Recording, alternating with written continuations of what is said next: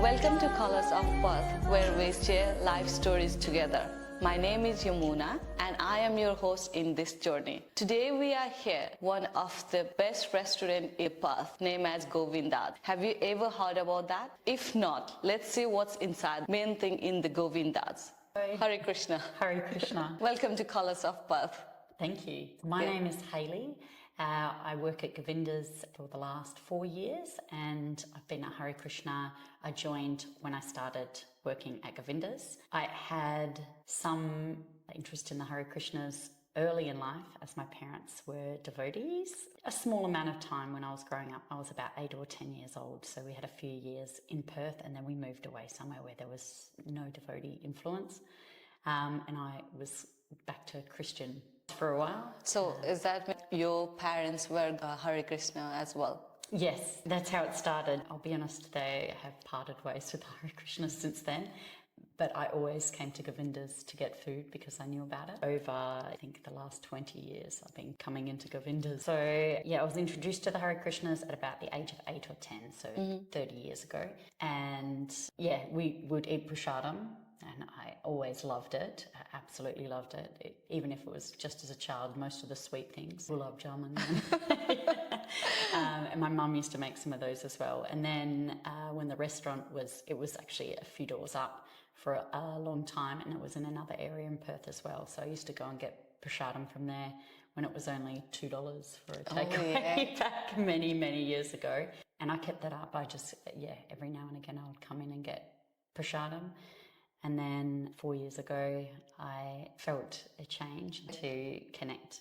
I actually had a profound dream which told me to read the Bhagwat Gita. And I actually had a Bhagwat Gita in a box that I found of books. Where did you find it? On the side of the road. Oh, wow. And I hadn't opened it. I was meditating. And I had a profound vision saying, read the Bhagwat Gita. And I didn't know much about it. I was living a very different life. What was the age when you found that?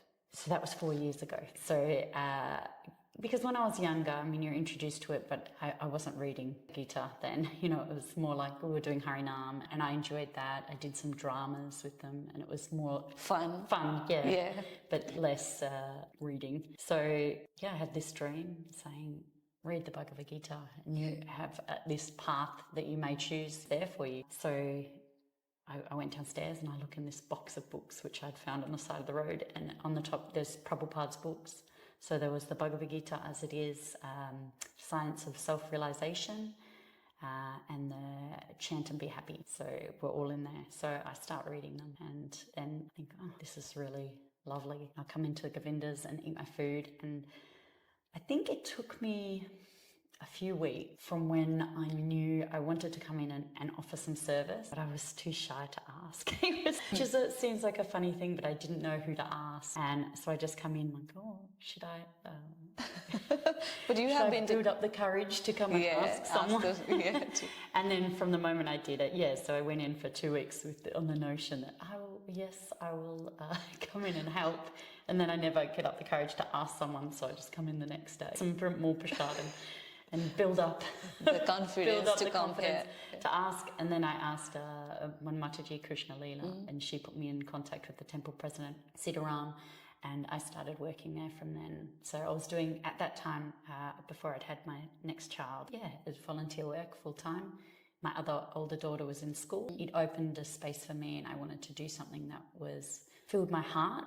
And I felt like I was okay with my monetary situation. I mean, I'm not wealthy, but I felt like I wanted to put my time into something, that nourished me rather than just earning money. I thought I was at a place. What is Krishna for you? God. So God, everything, the universe, the soul, I see it in every person around us, in the animals, in the trees, everything. Do you teach Har Krishna to your kids as well, or do you want them to realize when they grow up? So I do. My older daughter went to the Sunday school for last year, but she wasn't as interested, which is okay. So she didn't go back this year. My younger daughter has taken to it. She loves it. her favourite thing is Harinam, and we go every Friday from here. I mean, we go on Harinam every Friday, so I've been taking her since she was in the womb.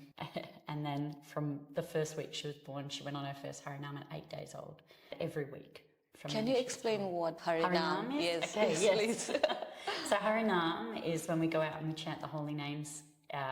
You may have seen, or people may have seen in the streets, the Har Krishna chanting and singing Har Krishna Maha Mantra. Har Krishna, Krishna Krishna, Hari Hari, Hari Rama, Rama Rama, Hari Hari.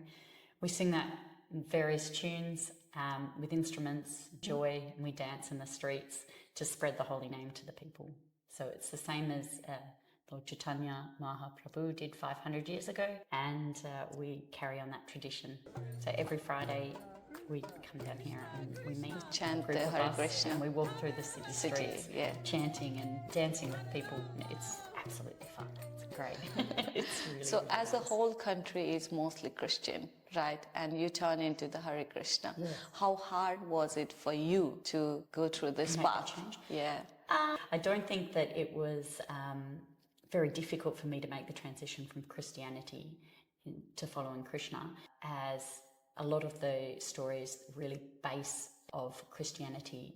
It is the same as in Hinduism or following Krishna. So there's a lot of kindness and compassion. Yeah, it just seems like it's a deeper source. So it goes one step further, Christianity. And I mean, one may say that we have to follow certain regulation, no illicit sex or no gambling, but I find that these things already coincide with a healthy lifestyle. True. So they were not something which I even found to be difficult. It was just something that I decided to follow. I mean, prior, I followed a very Western life.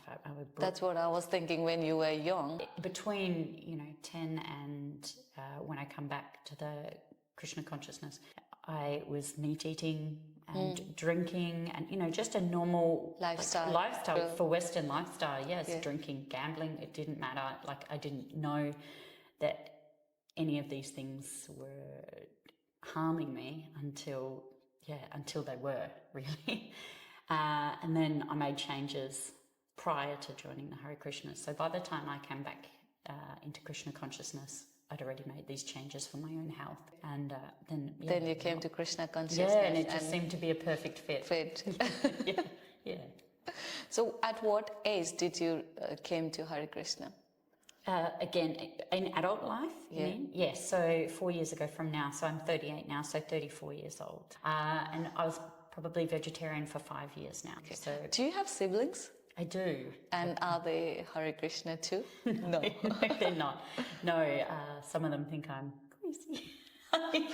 Of course, this is the Western idea. They think, I know. What are you doing? That's what it is. Like, it's even hard for us being a Hindu and change into the Hare Krishna. But for you, as being a Western person, and most of them are Christianity, so it should be more harder. Yeah, it should be more difficult. I found maybe it was something to do with the memories from childhood, but they were always joyful memories. Like, I always remember we had fun. It was, we were chanting, we were dancing, singing. The stories were beautiful. Even just the smell of the incense. Incense I can remember the first time I opened one of the books and I could smell it scented with incense on the pages. And that smell from my childhood that I remember. And it always brought joy. Whereas, I went through some patches of depression and anxiety in my life. I had PTSD and things weren't working out well for me. No matter how hard I tried to make myself happy. Yeah. The things I was choosing to use to make myself happy it's not pure happiness. I'm just chasing happiness. Through, partners or alcohol or all these things, sex and things that you think are going to bring you happiness, and they don't. It's there for a moment and then you feel worse. So I think coming to Krishna consciousness. So you think that coming to Krishna consciousness is a happy for you? It's a happy place, and it's more an eternal happiness. Internal happiness, right? And you can, it's not like happiness that wavers or drops. You feel good always. True. Hare Krishna. So what inspired you to start Govindas? So I was at a point in my life where I really wanted to do something for me. I felt like I had spent a lot of time working in jobs where, maybe I'll earn this money, but I'm not feeling it. And I'm working for someone else and I'm not doing something that aligns with me spiritually. I was a single mum. Yeah. I've been looking after my daughter alone. And when she started school, I thought I've got to find something that really helps me grow as a person. And then I come into Govindas and I started offering some help here. I was really satisfied with working here. People are beautiful when you come in. It's a really nice atmosphere. You get to help out not only the Har Krishna community, but the wider community, the homeless. And you feel good about that. It feels better than any amount of money. So Have you ever thought of doing other charity works other than Govindas? I did consider some other options. Yes. One of them, working for somewhere like the St. Vincent de Paul's or something like that. I was considering that. I also considered helping out. There's a church near my house which does food parcels, and I was considering helping them out there. But why didn't they fit in? Well, one part of the St. Vincent de Paul's was, I sort of thought, if I do work at an op shop or something, I'll end up just getting too much stuff. I don't need to go shopping every day, and I was trying to prevent myself from overbuying or anything like that, because it's hard if you see things you like. So that was one, but then there were just slight reasons why I hadn't gone for them. When I thought about Govindas, I thought I think I would really enjoy that. I also had done work in hospitality before, so it was something that I'd had experience with. So I could come in. I knew that I would be helpful. So is Govindas your full-time? Well, I'm full-time. I'm a mum. Full-time mom and full-time Govindas. Not full-time Govinda. So now I have cut back the hours. So I was full-time until I gave birth, and then after that I had a break, and then I've come back. I do just a couple of days a week. What were you before you joined Govindas? I was a mum for 5 years before that, and I was a single parent, so I stayed at home. My daughter was still prior to school, so I stayed home and I looked after her. And then prior to that, I worked in hospitality events. I did sales. So usually when they come to Har Krishna, change their name. So have you ever changed your name? No, I haven't changed my name. There is, so if you're initiated, which I guess will happen one day, but it's something, you have a connection with your guru, and I want to have a very personal connection with my guru, make sure the time is right before that happens. So it's not something that I'm chasing. It'll happen when it happens. True. And I'm happy for that. And then, then they offer you a new name. Up until that, I'm still just Hayley. Have you been to Bindavan? I have been to Bindavan. Oh, that's nice. Yes, I went to Bindavan start of November, and the year before I went to Mayapur. About the same time of the year. I've been to Bindavan and I stayed in the temple for a week or so. Yeah. And it was nice. It's beautiful. Yeah. I stayed at a homestay. It was about a half an hour walk is all I could get, because it was Kartik month. So to book in anywhere with accommodation was very, very busy. Yeah. So I was about half an hour's walk away, but we walked every day down the main road. It's a nice feeling to go there, see people around. Yeah, everyone. They had actually, while we were there, they did a Rath Yatra, a Balaram and Krishna Rath Yatra, and all the way through the streets of Bindavan, and it was the most magical. It's giving me goosebumps even thinking about it now. I'm like, it was an amazing day. So we followed that around, led. I was dancing, and I had my daughter, the youngest one, in the carrier. She was joining in. She had a great time. It was really, really beautiful experience. Yeah, so we were blessed that happened in the week that we were there. Coming back to Govindas, so how many Govindas we have in Perth? Just the one in Perth, that's the only one. I think there are other vegetarian Indian restaurants. But not Govindas, so one and only. So what Govindas really do? Okay, we provide prasadam, Krishna's mercy, to people of all walks of life. So we make prasadam available for everyone. So that's what Prabhupada's mission was, that should be able to have prasadam, whoever they are. If they have money, if they don't have money, it shouldn't matter. So Govindas is here. We provide meals at a cost. We also provide free meals for homeless. So we do around 20 a day homeless meals, give or take. Every day? Every day, yeah. So they just come in and ask for you? Yeah, they just come in and they say, may I have a homeless meal? And we provide a takeaway for them every day if they want, yeah. So is there people who comes every day, every meal? Yes. Not every meal, but usually one a day. Yeah, and there are some, we get, regulars that come every day that are doing it tough on the street, and you get to know them and their stories and the struggles that they have. And yeah, they'll come near on every day. So almost 20 meals a day? Yeah, and the average of 20 meals. So some days it will be less.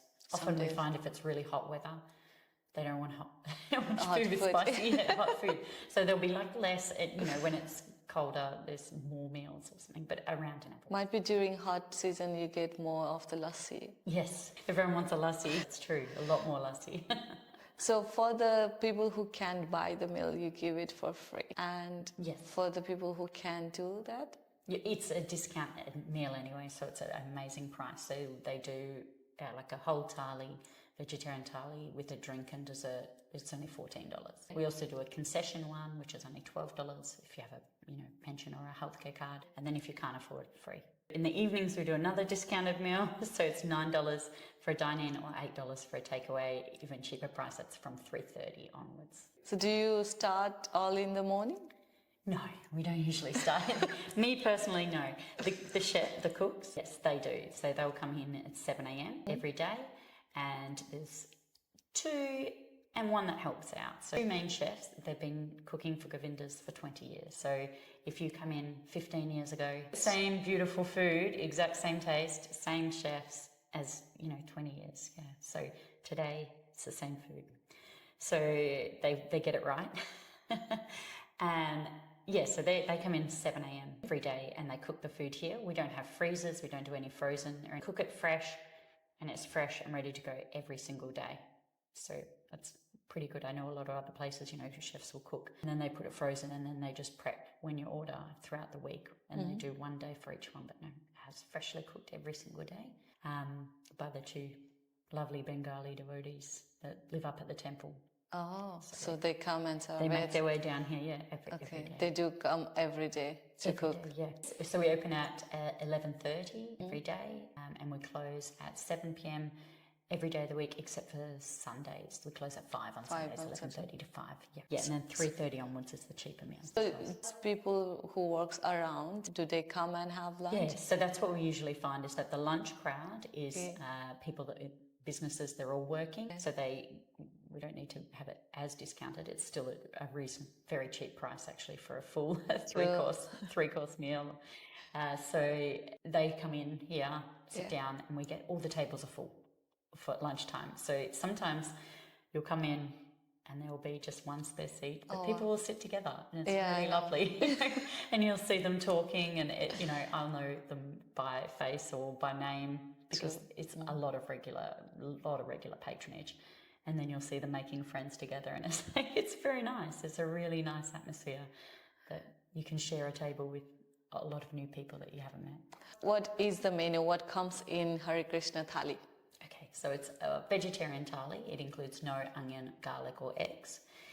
You can get a vegan option or you can get a vegetarian option. So the vegetarian full option for $14, it comes with rice, vegetable curry, which we rotate through a few options of that. So depending on which day you come in, it might have paneer, it might have chickpeas, it might have mixed vegetable, it might have tofu. So different days, a different thing. Then there is a lentils dal. Yeah, separate. Yeah, separate. Lentil dal. And we rotate through the type of lentils that we use. So it could be mung, it could be split pea. It just depends. All beautiful. You'll get chutney, tomato chutney. You'll get salad. Then you'll get in a separate bowl some sweets, halwa, which is coarse grain semolina with custard. And then you get a lassi as well. So everything comes in $14? Yeah, that's everything for $14. I don't think a single person can eat it at once. Also, I will let you know that if you finish your $14 plate and you're still hungry, you can come back and refill. Oh, wow. So if we'll just refill for you whatever area you want, a little bit more salad, a little bit more halwa, a little bit more dal. No problems. So then there's a vegan option, which is the same plate. It doesn't come with the sweets. The sweets have butter in them and custard has milk powder in it. So non-vegan. It also doesn't come with a lassi. So it's made from yogurt, sugar and rose syrup, or depending on what flavour, sometimes a different flavour, mango or... That's lunchtime options. There's also a day meal, which comes without the dessert and the drink and without a salad. It's a $12 option for the day meal. And then vegan meal is $11.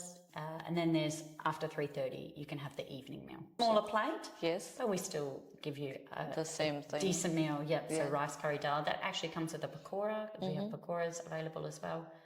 I forgot to mention you get a papadum also. Oh yeah, papadum. Everyone needs to know you get a crunchy papadums. You can get that in takeaway or dine-in. So when you serve everything cheap, how do you manage How it? do we manage? Work on donations. I can give you a story. As we give out homeless meals, there's one gentleman that was coming in every day for a meal. He was at a bad time in his life. He was out in the streets. He was homeless. I think he came in for maybe 12 weeks every day. When he got himself sorted back out, he came in and gave us $800. Oh wow. He said, I've got my life back together and I'm completely blessed by that you've helped me out. And he donated $800 to us. So, we have the kindness of some people like that, which makes a big difference. That's a whole day's takings. So also working with volunteers makes it a lot easier when we can give out meals because we're not paying the staff high wages. And another thing is we work in close contact with Food Bank and the Second Bite. So the temple president co-president goes around and does all the food collection. So he goes and gets the cheapest he can from the market in bulk, spudshed, and then also takes advantage of Food Bank to help us provide the food that we can for everyone. But still you have to pay a rent for this one. Yes, so that's where the people that come in and humbly pay, that goes into the rent for the location. Yeah, rent. Electricity is very expensive. I know. It's very, very expensive for electricity and things, but that's where the money comes in. It's also linked to the temple, so we have donations come in through the temple as well. Yeah, without the community and the volunteers that we have, it wouldn't run, especially through COVID. I know a lot of restaurants shut down through COVID, which is really unfortunate, and we would have been on the same boat had we not been propped up by volunteers. So, the help of volunteers coming in and putting in the hours and the time. So what kind of volunteers usually come? So sometimes we'll have people that come in and they'll ask for a free meal, but they want to do something for it, and they don't want to receive something for free. So they'll come in and they'll say, can I do the dishes for half an hour? Yeah, great. So they come in and they just wash a couple of plates, a pot, something like that, and then the meal is given to them. So all our volunteers, regardless of if it's half or a whole week, we feed them. So you get prasadam, you can have your meal. So anyone can walk in and have a free meal? Yes. Anyone can walk in and help you? And help us? Yes, absolutely, yes. So hopefully people that need it. So we have people from all walks of life come in, people that just come in and have eaten and then see the atmosphere and they think, I'd love to help out. Just do a few days or an evening shift or a couple of hours here or there. Sometimes just to get them out of the house. A lot of people that are having mental health concerns or having trouble integrating into society or even being social around people, but they don't want to go into paid work or are not suitable for paid work. They can come in and help us out and we're happy to have them. It's really nice. Gives a good feeling. Do you always play the Har Krishna music over here? Here, yes. Here we do. Anytime. Is there anyone we don't agree on this one? We don't get too many coming here. When we're on Harinam, we do hear it sometimes. So we'll get people follow us and maybe, it doesn't happen often, but there have been times when people will follow us and say, this is wrong, you shouldn't be doing this. But generally, most people are very happy and welcoming. People are allowed to have their own opinions and that's fine. If they don't agree with us, we're not going to try and force it. That's one of the rules that we have is if you only preach to those who want to hear it. We don't try and force it onto anyone at all. If you're not interested in joining us in a dance or a song, hearing about a book or anything, if you don't want it, we're happy to just go on and you can have your life how you want it. You know, there's no forcing at all. So where is Iscon in Perth? Iscon in Perth is located in Kalamunda, in Canning Road in Kalamunda, so 155 Canning Road. Up in the hills is a beautiful location, but the temple is a little bit small for the growth that we've had in Iscon recently. So they're actually looking to build a new temple. They've got a property now in High Wycombe, but it hasn't started construction yet. It's quite close to the train station in High Wycombe, and they're looking at building a big facility there, which will be open to the public, have, you know, yoga centres and meditation and, classes. So when you were young, like say before you come to Har Krishna and you start knowing Har Krishna and now Har Krishna, how have it changed? I think there is a lot more. Are people being more positive towards Hare Krishna now compared to before? Compared to before? That's a good question. Are they accepting more? I don't know if they are. Because what I can see from my side is like the population of Hare Krishna has... It has increased, but I believe that it's increasing with the influx of immigration. Oh, that might be true again. So when I was growing up, it was definitely more Westerners. So I don't think there was many Indian population like 30 years ago. But for us, it's like there are more Westerners than the Indians in the Hare Krishna. Oh.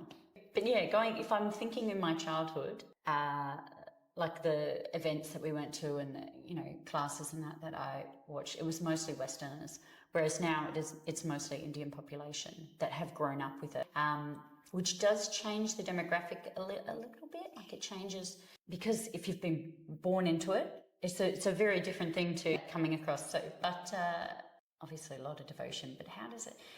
I think when I was young, it's hard to remember, like because from the perspective is so different when you're 8 years old. Like you look around and the world is a very different place. But it always seemed joyful and nice. And it seems to be growing, but I feel like the growth is less Westerners that we're getting in. I think we could increase our Western base a bit. I think it'll be important. Though I will say, coming back into the Hare Krishnas, for someone that was stepping into a new religion, it was kind of like a difficult thing to do. Scary thing it's scary, to do. Yeah. And there's this community, and you're sort of like on the outside, and you don't know how to sort of get in there, and you don't know whether you're doing things right. And like the first time you go to the temple, and like, where do I put my shoes?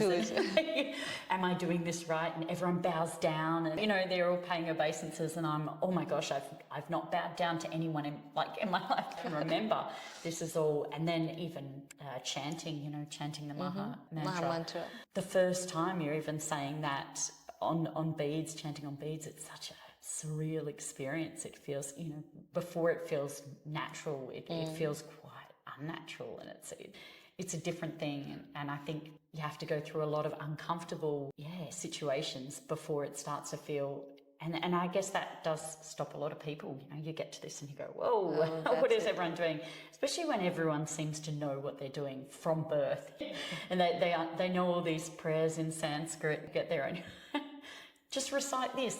It's a completely different language, and I don't understand a word of it, and I don't get the translations, and I can't pronounce the words, and you just sort of stare at the page like, oh, I'm in a... Can you read Hindi? No. So everything Bhagwat Gita is in translation? Yeah, English. They're all translated into English, yeah. So I think it's translated into so many languages. I wish I knew the numbers off the top of my head, but I don't. But only in English. So going along, and it was, you go, whoa, and you have to take a step back and be like, okay, I'm ready to know nothing about this and just accept that I have so much to learn, and that's okay. No one, and people are kind. I think it's mostly, the fear comes from here. If anyone's judging, you walk in and they're very welcoming, but you feel like, oh, I've done the wrong thing somewhere. Or I remember one occasion sitting in a class, and I had my feet forward towards the altar, and then one of my friends says to me at the end, oh, you're not meant to do that. You're not meant to do that. I thought, oh my gosh, I've been sitting here the whole time doing this, and I feel terrible, and then I feel so embarrassed. But they'd rather you there and learning. Yeah. And they just tell you nicely, you know. But yeah, there were a lot of experiences like that, which I had a lot to I learn. think it would be very difficult for you. Yeah. Even so offering the food, prayers to offering the food, it took me so long to learn that. And I still probably don't have the pronunciations down. You know, I just go through it as best I can each time I make food. But, you know, I hear someone else do it and I go, wow, I want to beautiful. do that. I think, wow, they really make it sound amazing. Mine's got this Aussie sort of twang to it. No, that's okay. Well, I wouldn't call myself pure Har Krishna either. I try and follow as many of the rules as I can, you know, and you try and follow other devotees that you see that are doing the right things and just be inspired by them.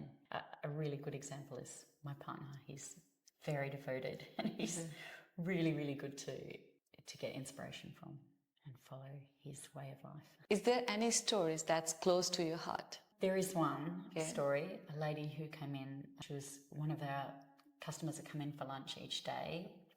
When I was working here full time, I was pregnant at the time, and she discussed with me that she'd actually been trying to have a baby herself for 7 years. Okay. 7 years she'd been trying. She said to me, please pray for me so that I can have a baby as well. And I did. I said the Maha Mantra and asked Krishna, please provide us. And she came in only 6 weeks later. She was pregnant. Wow. She was pregnant. Her daughter is 2 years old now. She messaged me, got my number from someone. But yeah, she came back in and she says, I'm not supposed to tell anyone yet. But she said, immediately I fell pregnant. And like I was like, that is just the most amazing. After 7 years of trying, and then Krishna blessed this lady with a beautiful daughter. And yeah, it's one of those stories which really touches my heart and gives me so much faith and makes me cry. I'm going to cry because it was just such a beautiful story. So that was, one of our customers. That's so beautiful. What's your daughter's name? I've got two daughters. So one of their names is April and the other one is Summer Gopi. So we call her Gopi. She's the little devotee one. So when you start chanting Maha Mantra, what was the first experience, if you remember? If I remember, yes. So I remember receiving my first beads. One of the workers here, who's also the temple co-president, Yadu Prabhu, he actually brought me in a set of beads, my first set in a bag, and they presented them to me, and I chanted my first round. It was like a very exciting moment. I was very happy. And I chanted my first round, and I tried not to be distracted for the whole round. As one of the girls that I was working with told me, oh, it's your first round, you have to do the whole round with distraction, please, very important. I tried to, and I think I did okay. But before that, I started chanting without beads. I'd already been chanting, I was chanting along to YouTube videos or just trying to count, which was very difficult to do. It's not easy, chanting and counting. Yeah, chanting and counting, and then your mind is... I don't know if I'm focusing too much on the counting, then the chanting. So I mentioned that, and they brought me in a set of beads so that I could focus more on the mantra. But yeah, saying the words and taking the time each day to chant. So at that time, I just started off doing, I think 1-2 rounds, and then I built up. So then 4 rounds, 8 rounds. How many rounds do you do now? So now 16 minimum a day. 16 so minimum. Ekodashi, usually 16 is all I can manage. On Ekodashi, I try and do a few more, so maybe 4 or 5 extra on top of that. Is there a rules in the chanting? Speak it, stay focused, and try and spend as much time focusing on the mantra as possible. So what I heard is like we have to chant so that we can hear our own voice. Yeah, so speaking and listening, making sure you're speaking the words out and listening to them as well, because it's the vibration. That's very important. So at a low volume though, otherwise people on the bus get... Yeah, true. What's that? So what's with the bag? So the bag is just to protect the beads, because they're often at times, mine are actually the ones I've got at the moment, my partner hand-carved them from a tree we have at home. So they're not Tulsi, but I think closer to me, they're close to the heart because they're hand carved. But yes, to protect the beads, and sometimes the string's very long, so it gets For me personally, yes. And to keep them in a space so that they're not dragging on the floors. Sometimes you'll get a short, small beads, but sometimes you have quite large. Yeah, so it's quite a long string, the 108 beads. 108 beads. 108. Do you know why is it 108 beads? But it's a special number. My oldest daughter tried to start her chanting. She wasn't exactly interested, I'll be honest. She's not keen in chanting. But neither was I, even at 8 years old. I think it's something that it's young, and I think that, I started to tell her she had to chant with me on the way to school. We walked to school, you have to chant one round with me. But then it felt a little forced. It's not where the love grows. So that's not where you get bhakti, which is love. It's not by forcing someone to do it. No. So I ended up rescinding that. Just said, when you're ready. And yeah, if you want to build that love up, even if it's in 30 years, I don't mind. Or whenever it's ready for you, maybe it'll be the next life. It doesn't matter. But I feel like she's blessed to have the association of devotees in this lifetime, and that's still good enough. But I no longer tell her she has to. And the other one is only 2, so. So the younger one started. The younger one she loves to hold the beads, and she knows to put her little finger through it. And she goes through, but she hasn't got the mantra even down pat yet. She'll just say Har Krishna, Krishna, Hari Krishna, Hari Krishna. She doesn't, so she looks like she'll be interested in doing it, but she's very young.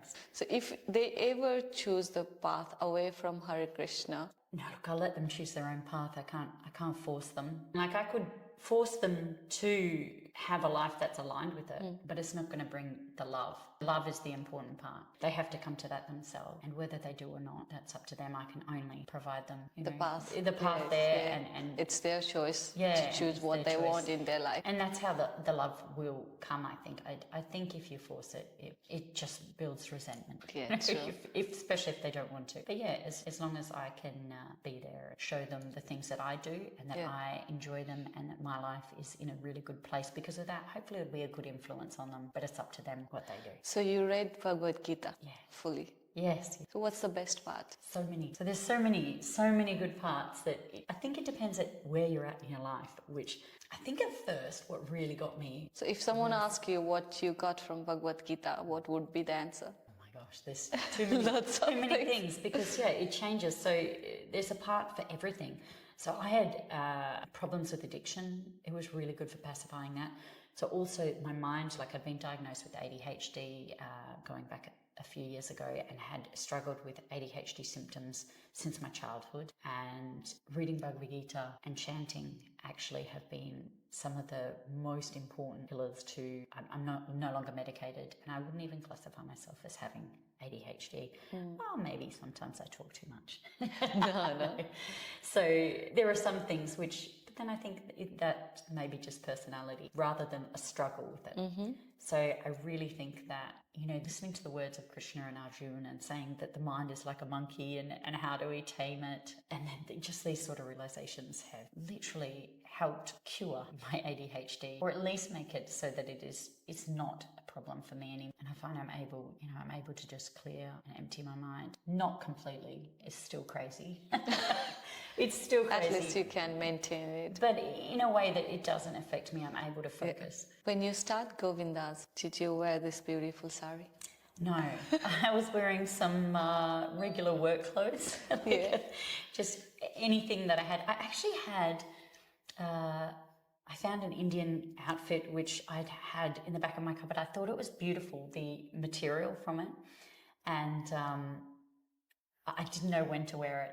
So I put this on, similar to this one, I put this on, and I think some of the customers that come in, some of the devotees, they see that I'm trying, and they brought me in the amount of saris. I actually had to give some of them away.